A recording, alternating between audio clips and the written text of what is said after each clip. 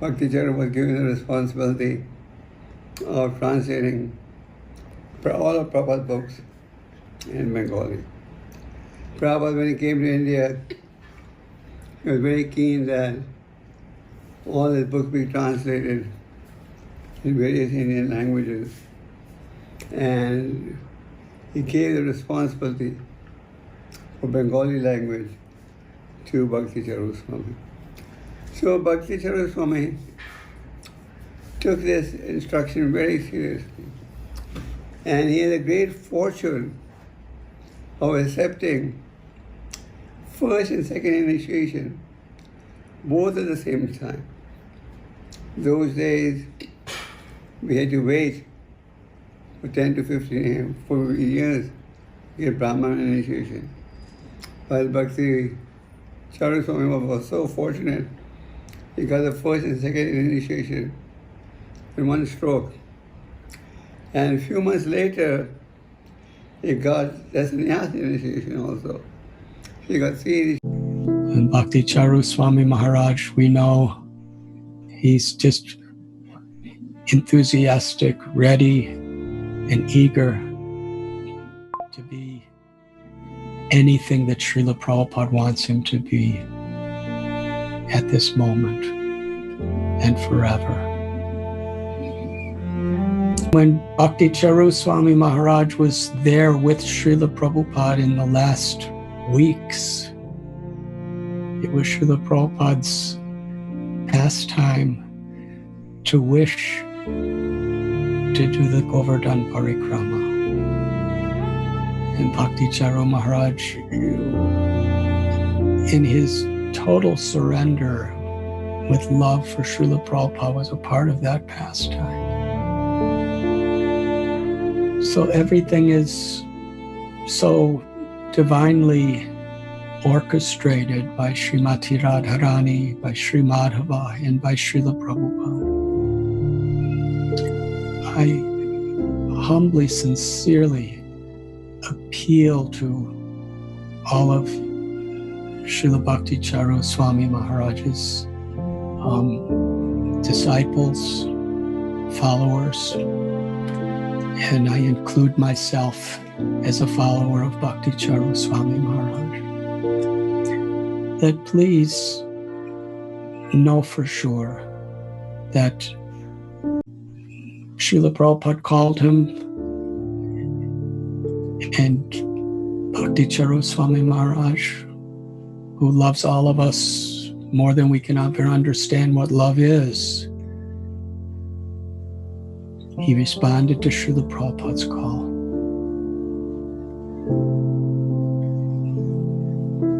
Krishna gave us a chance before Maharaj departed from this world to first teachers, and he taught his course on Vaishnava etiquette.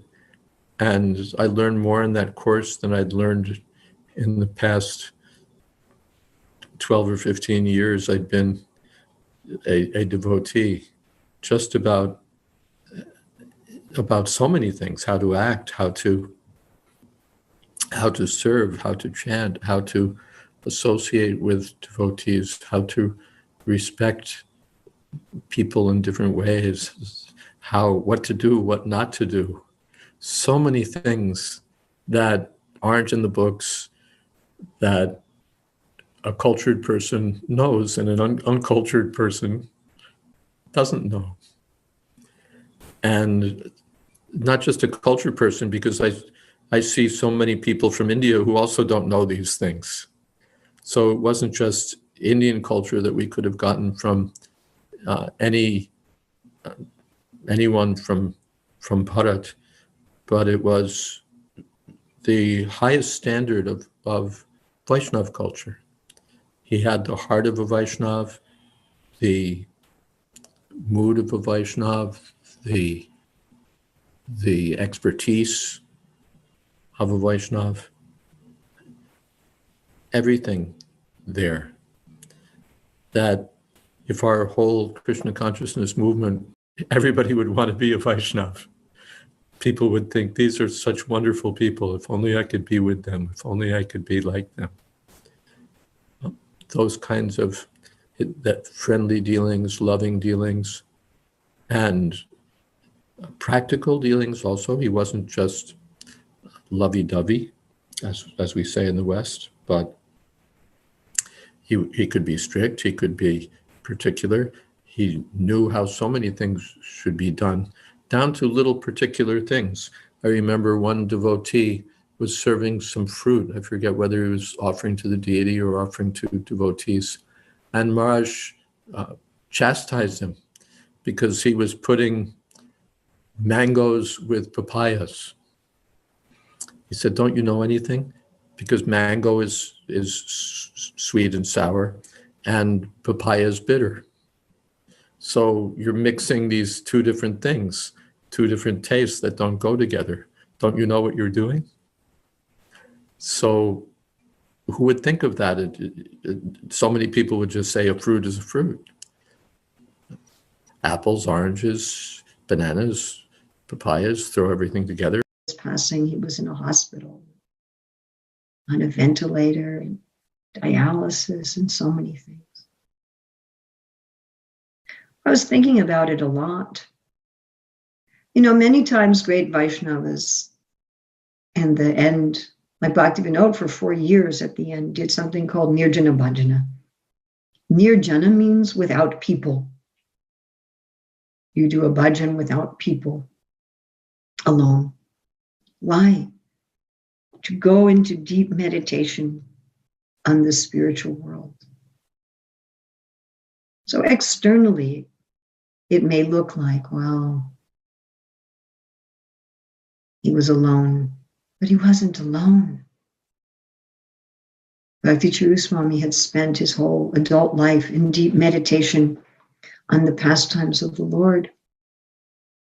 And Krishna was giving him an opportunity to do that without distractions of management, without any distractions of this world, to go into deep meditation. And then one may say, well, what about the devotees? Wouldn't you want to have so many devotees around you? But we're not limited by time and space. The devotees that were chanting and praying and doing yagyas all over the world, they were with Maharaj.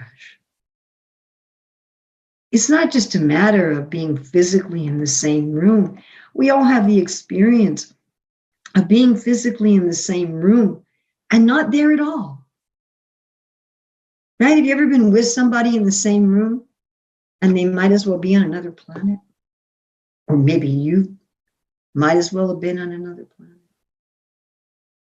And we have the experience of being physically separated, but joined in thought. Right? You'll be thinking of someone and then they just call. How did they call? So he was with all devotees. He had the best of both situations. An opportunity for full internal absorption in deep meditation, in deep samadhi on the spiritual world. And the association with the Hare Krishna mantra, with prayers of all the devotees all over the world. So nobody should grieve for such a death. Krishna knows what is the perfect situation for each of us. And if we look in Shastra, Prabhupada, while in Bombay, because his translation had to go on of all of Prabhupada's books, he was still working on Bhagavad Gita. Prabhupada decided that he should have his own dictaphone, just as Prabhupada had. Now, this is where I started to see the parallels between Srila Prabhupada and Bhakti Charu Swami. He was Srila Prabhupada's servant, and he was a dearmost servant. But there were particular qualities of Bhakti Charu Swami that none of Prabhupada's other disciples had. None of us came up to that caliber. First of all, he was a lifetime brahmachari. Second of all, he was born in Calcutta knew Bengali, knew Hindi, knew English, probably also knew German, highly qualified and educated, and he was very submissive and very attentive to Srila Prabhupada's service.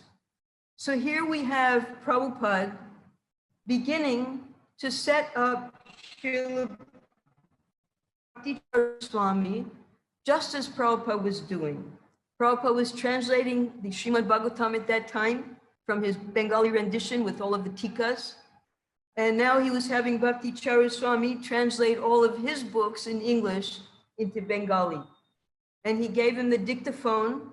Bhakti Charu Swami missed the personal interaction with Prabhupada, but gradually he learned how to use that dictaphone so that his service to Prabhupada went quicker and more efficiently.